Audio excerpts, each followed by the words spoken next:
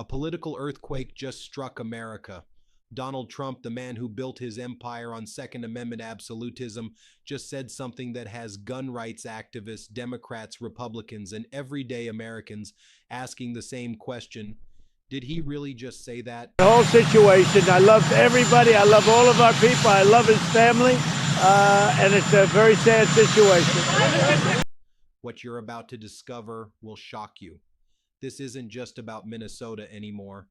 This is about the future of America, constitutional rights, and a crisis that's spiraling out of control faster than anyone could have imagined. Let me paint you a picture of what's really happening in Minnesota right now. Imagine waking up in your neighborhood and seeing armored vehicles, heavily armed federal agents in tactical gear, and helicopters circling overhead. This isn't a movie. This is Minneapolis in January 2026. On Saturday, January 25th, 2026, a 37-year-old ICU nurse named Alex Pretti stepped outside in his South Minneapolis neighborhood. Alex wasn't a criminal. He was a hero. He worked at one of the nation's largest VA hospitals, saving lives every single day. His colleagues described him as having a deep, unmovable sense of morality and civil rights. But in a matter of seconds, Alex Pretti's life was taken by a Border Patrol agent. The official story from the Trump administration, they claimed Alex attacked federal officers, that he was a domestic terrorist, that he was attempting to massacre law enforcement. There's just one problem with that story. Video evidence tells us something completely different. New footage that has emerged shows something that directly contradicts the federal government's narrative. Multiple angles captured by witnesses show that Alex Pretti was holding a cell phone, not a gun, when he was shot. One video clearly shows a federal agent disarming Pretti before another agent fatally shot him. Think about that for a moment. An American citizen, legally carrying a concealed weapon with a valid permit, was disarmed by federal agents and then shot while holding a cell phone. And here's where this story takes an unprecedented turn. As pressure mounted from every corner of America, Donald Trump made a statement that has sent shockwaves through the conservative base. When asked about concealed carry and gun rights in Minnesota, Trump said something that nobody expected. You can't have guns. People can have guns. You can't just walk into places or be in public and have a gun or a concealed carry. Wait, let me say that again. The president who received millions of dollars from the NRA, who campaigned on protecting Second Amendment rights, who promised gun owners he would never infringe on their constitutional freedoms, just said you can't carry a gun in public. The backlash was immediate and came from the most unexpected places. The NRA, typically Trump's strongest ally, released a statement questioning federal overreach. Gun Owners of America, one of the most hardcore Second Amendment advocacy groups, condemned the killing of Alex Pretti and called out the hypocrisy. Even Republicans in Congress started breaking ranks. Members who have never criticized Trump before are now calling for investigations, the phrase trending across conservative social media. Where are the "don't tread on me" people? But the Alex Pretti shooting is just the tip of the iceberg. Minnesota has become ground zero for what many are calling the most aggressive federal law enforcement operation against American citizens in modern history. Governor Tim Walz described scenes that sound like something from a dystopian movie: abandoned cars with windows smashed, seatbelts cut, flashers still blinking. These are vehicles where federal agents dragged people out in the middle of the street. Tens of thousands of Minnesotans took to the streets in protest. And here's the part that should terrify the Trump administration. They protested in 40 below wind chill temperatures. Governor Walz made a powerful point. Every one of those people standing in minus 40 weather will be in a warm voting booth come November. The Department of Homeland Security, led by Kristi Noem, claimed they've arrested 13,000 people in Minnesota. Governor Walz called that number impossible. Minnesota's entire prison population is only 8,000 people. Only 207 inmates in the entire state are undocumented, and they're already serving time. Secretary Kristi Noem became the public face of this operation, making inflammatory statements and defending the shooting of Alex Pretti. But here's what makes this even more disturbing. Noem and Governor Walz used to be colleagues in Congress. They worked together, co-wrote legislation, knew each other's families. Walz describes the transformation. She and I worked together on the Agriculture Committee. We co-wrote bills together. I knew her children. I knew her husband. This would be somebody that was a colleague and friendly with, and now this. Noem never even attempted to contact Walz before deploying thousands of federal agents into his state. No phone call, no coordination, no respect for state sovereignty or the 10th Amendment that Republicans claim to cherish. As the political firestorm intensified, Trump made emergency changes. Border Patrol Commander Gregory Bovino, who had been the face of these raids, was suddenly pulled out of Minnesota. His email was shut down. He was essentially fired without being officially fired. Trump sent Tom Homan, his so-called border czar, to Minnesota to fix the situation. Homan met with Governor Walz in what both sides described as a tense but necessary conversation. The White House knows they have a problem. Their poll numbers are dropping. Even their base is turning against them. But here's the question nobody in the administration wants to answer. Why did it take 2 American citizens being killed by federal agents for them to even consider changing tactics? What's happening in Minnesota isn't just a law enforcement operation gone wrong, it's a full-scale constitutional crisis. Let's break down what's actually happening here. First Amendment. Peaceful protesters exercising their right to assemble are being labeled as violent and threatened with arrest. Second Amendment. Legal concealed carry permit holders are being told they can't exercise their constitutional rights. Fourth Amendment, federal agents are conducting searches and seizures without proper warrants or due process.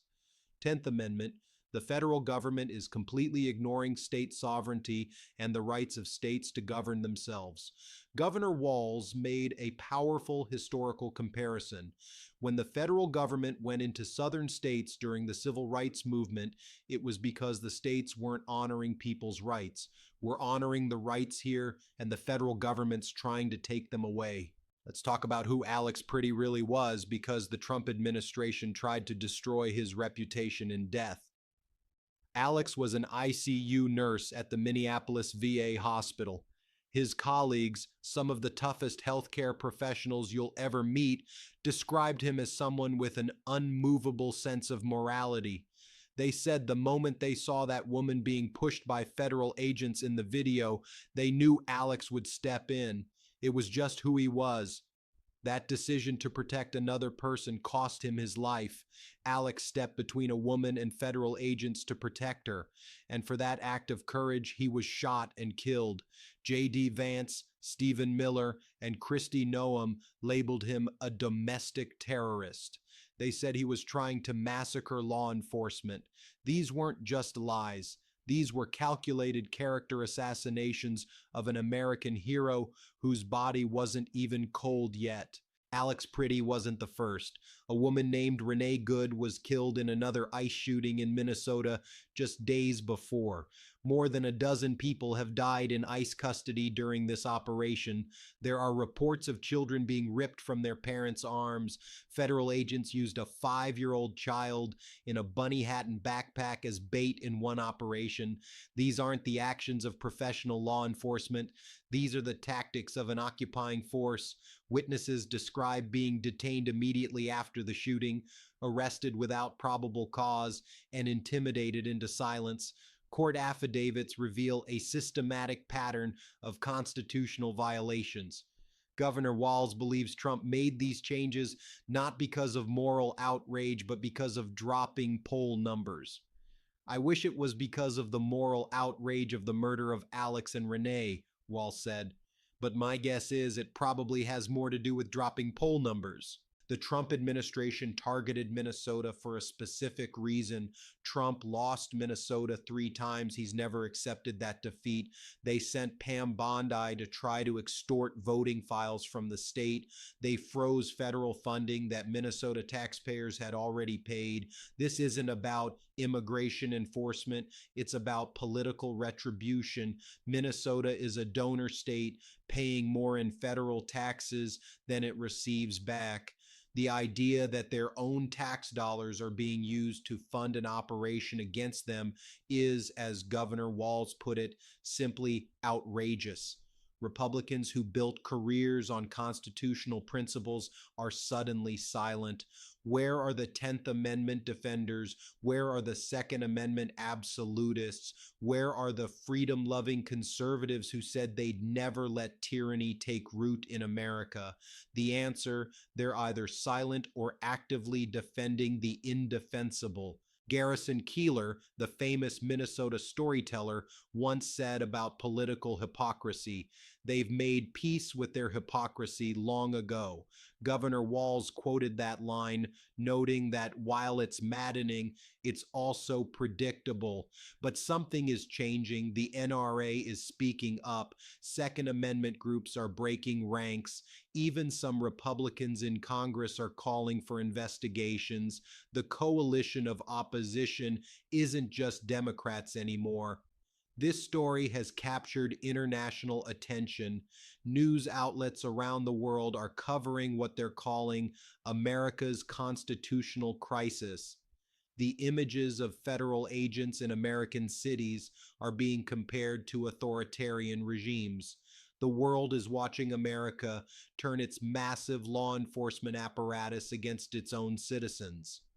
The country that claims to be the beacon of freedom and democracy is showing the world something very different. Governor Walz and Tom Homan agreed on one thing: this needs to end. The question is how. Walz is demanding 3 things: impartial investigations into the shootings involving federal agents, a swift and significant reduction in the number of federal forces in Minnesota, an end to the campaign of retribution against Minnesota. The Minnesota Bureau of Criminal Apprehension is conducting independent investigations. They're suing the Trump administration for access to evidence and witnesses. The Hennepin County Sheriff's Office is backing these efforts. But will there be accountability? That's the question that will define what happens next. Not just in Minnesota, but across America. What's happening in Minnesota is a test case. If the Trump administration can deploy thousands of federal agents into a state, ignore constitutional rights, kill American citizens, and face no real consequences, what's to stop them from doing it in your state next? This isn't a Democrat versus Republican issue anymore. This is an American issue. This is about whether we're a nation of laws or a nation where federal agents can act with impunity. Governor Walz framed it perfectly. It's not any longer a political argument. It's a moral argument. Alex Pretti's parents, Michael and Susan, are mourning their son. Governor Walz promised them he would defend Alex's name to the end of time. Thousands of Minnesotans have pledged to never forget what happened. The Trump administration tried to turn Alex Pretti into a villain, but the truth has come out. Alex was a hero who died protecting someone else. That's the reality no amount of propaganda can erase.